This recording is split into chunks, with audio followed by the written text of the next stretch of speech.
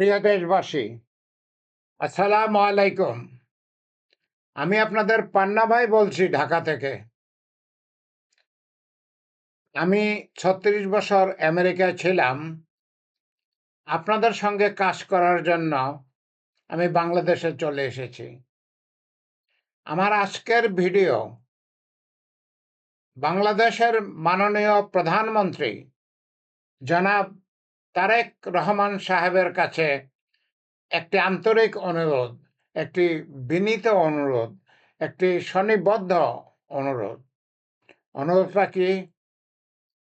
দয়া করে দয়া করে প্রফেসর ডক্টর ইউনূস সাহেবকে বাংলাদেশের রাষ্ট্রপতি করুন। দয়া করে প্রফেসর ডক্টর ইউনূস সাহেবকে বাংলাদেশের রাষ্ট্রপতি করুন। পৃথিবী বাংলাদেশকে সম্মান করবে, কারণ পৃথিবী প্রফেসর ডক্টর ইউনূস সাহেবকে চিনে এবং সম্মান করে। প্রফেসর ডক্টর ইউনূসের পৃথিবীতে, সমস্ত পৃথিবীতে একটা একক সম্মান আছে, যেটা আর খুব অল্প লোকেরই আছে। জনাব ফখরুল সাহেব ভালো ক্যান্ডিডেট, জনাব ফখরুল সাহেব অবশ্যই ভালো ক্যান্ডিডেট, কিন্তু জনাব ফখরুল সাহেবকে প্রেসিডেন্ট না করে, অন্য কাউকে প্রেসিডেন্ট না করে, যদি দয়া করে প্রফেসর ডক্টর ইউনূস সাহেবকে প্রেসিডেন্ট করেন, তাহলে বাংলাদেশের মর্যাদা সমস্ত পৃথিবীর কাছে অনেক অনেক বেড়ে যাবে। কোনো দেশ বাংলাদেশের বিরুদ্ধে যেতে চিন্তা করবে, কোনো দেশ বাংলাদেশের ক্ষতি করতে চিন্তা করবে, কারণ ডক্টর ইউনূস সাহেব এমন এক ব্যক্তিত্ব, তিনি যদি বাংলাদেশের প্রেসিডেন্ট হন, তাহলে পৃথিবীর যে কোনো দেশ বাংলাদেশকে সম্মান করবে এবং বাংলাদেশের বিরোধিতা করতে, বাংলাদেশের ক্ষতি করার আগে চিন্তা করবে যে সমস্ত পৃথিবী তাকে ধিক্কার দিবে, সেই দেশকে ধিক্কার দিবে। অতএব তারা বাংলাদেশের কোনো ক্ষতি করবে না, তারা বাংলাদেশকে সাহায্য করার চেষ্টা করবে। এটা শাশ্বত সত্য। এতে আলোচনার, তর্কের কোনো অপেক্ষা নাই। সত্যিকার অর্থে আলোচনার কিংবা তর্কের কোনো অপেক্ষা নাই। Doctor Mohammad Yunus, professor doctor Yunus এক একক ব্যক্তিত্ব। সমস্ত পৃথিবী তাকে সম্মান করে, সমস্ত পৃথিবী তাকে সম্মান করে।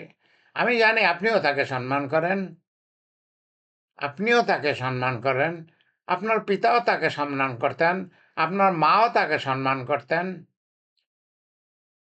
জনাব তারেক রহমান সাহেব, জাতি এক ক্রান্তি লগ্নে, এই মুহূর্তে জাতি এক ক্রান্তি লগ্নে। আমি মুক্তিযোদ্ধা প্রফেসর ডক্টর ইমারত হোসেন পান্না, 11 সেক্টরের কোম্পানি কমান্ডার, 11 নম্বর সেক্টরে একজন কোম্পানি কমান্ডার হিসাবে কর্নেল তাহেরের সাথে সম্মুখ সমরে যুদ্ধ করেছি। আমি আপনার কাছে আন্তরিকভাবে অনুরোধ করতেছি, শুনুন। আল্লাহ আমাকে অনেক দিয়েছেন। আমি ৩৬ বছর আমেরিকা থাকি। আমি আমেরিকার একটা ইউনিভার্সিটির প্রফেসর, একটা সরকারি ইউনিভার্সিটির প্রফেসর। কোনো এক সময় আমি বাংলাদেশেও বিসিএস অফিসার ছিলাম, বাংলাদেশেও একটা কলেজের প্রফেসর ছিলাম, একটা ডিপার্টমেন্টের হেড ছিলাম। আমি ৩৬ বছর আমেরিকায় ছিলাম। আমি বাংলাদেশে চলে এসেছি বাংলাদেশের আপামর জনসাধারণের সাথে কিছু কাজ করার জন্য। আমি দুটো কাজ করতে এসেছি। একটা হচ্ছে বাংলাদেশে একটি কৃষি বিপ্লব করার জন্য। আমার প্রথম মাস্টার্স ডিগ্রিটা ছিল ঢাকা বিশ্ববিদ্যালয়ের প্রাণিবিদ্যা বিভাগ থেকে মাস্টার্স করা, এবং সেটা বিশেষত ছিল মৎস্য বিভাগে। আমি 1973 সালে ঢাকা বিশ্ববিদ্যালয়ের প্রাণিবিজ্ঞান বিভাগ থেকে মৎস্যতে মাস্টার্স করেছিলাম। আমি 90 সালে আমেরিকায় চলে গিয়েছি। আমেরিকার একজন প্রফেসর আমাকে খুব ভালোবেসেছিলেন, উনি আমাকে আমেরিকায় নিয়ে গেছেন।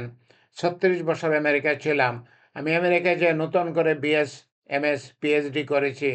আমি আমেরিকার একটা সরকারি বিশ্ববিদ্যালয়, মেরিল্যান্ড ইউনিভার্সিটিতে প্রফেসর ছিলাম 15 বছর। আমি 36 বছর আমেরিকায় সার্ভিস দিয়েছি। এখন বাংলাদেশে চলে এসেছি। 77 বছর বয়স হয়ে গেছে, বুড়ো হয়ে গেছি। আমি মৃত্যুর আগে দেশের জন্য কিছু করতে চাই, সেজন্য আমি দেশে চলে এসেছি। আমি একটা কাজ কি করতে চাই আপনাদের বলেছি। যে আমি বাংলাদেশে একটা কৃষি বিপ্লব করতে চাই, কারণ আমার প্রথম ডিগ্রিটা তো কৃষিতে। আর আমি আরেকটা কাজ করতে চাই, আমি ৩৬ বছর যাবৎ আমেরিকায় সাইবার সিকিউরিটি সার্ভিস দিয়েছি, আমি পিএইচডি করেছি সাইবার সিকিউরিটিতে। আমি বাংলাদেশে একটা সাইবার সিকিউরিটি সার্ভিস গড়ে তুলব। তার কারণ অত্যন্ত সহজ। পৃথিবীতে এখন $৪ ট্রিলিয়ন সাইবার সিকিউরিটি সার্ভিস প্রয়োজন। ভারত $২০০ বিলিয়ন সার্ভিস রপ্তানি করতেছে। আমরা কেন পারবো না? আমাদের বাংলাদেশের যুবক যুবতী তারা উদ্যমী, তারা পরিশ্রমী, তারা মেধাবী।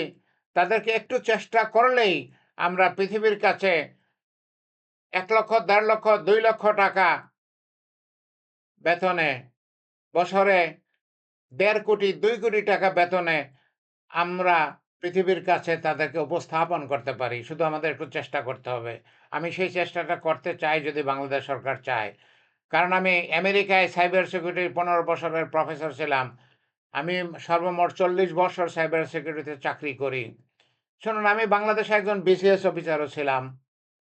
আম আমি যেহেতু একজন মুক্তিযোদ্ধা, ১৯৭৩ সালে special superior service for freedom fighters, সেটা আমি জয়েন করেছিলাম এবং তার মাধ্যমে আমাকে সিভিল এভিয়েশনে পোস্টিং দেওয়া হয়েছিল এবং আমি সিভিল এভিয়েশনে আইটির হেড ছিলাম এবং সেখান থেকে সরকারি চাকরিতে সুযোগ সুবিধা নাই বলে আমি চাকরি ছেড়ে দিয়ে কলেরা হাসপাতালে চলে গিয়েছিলাম।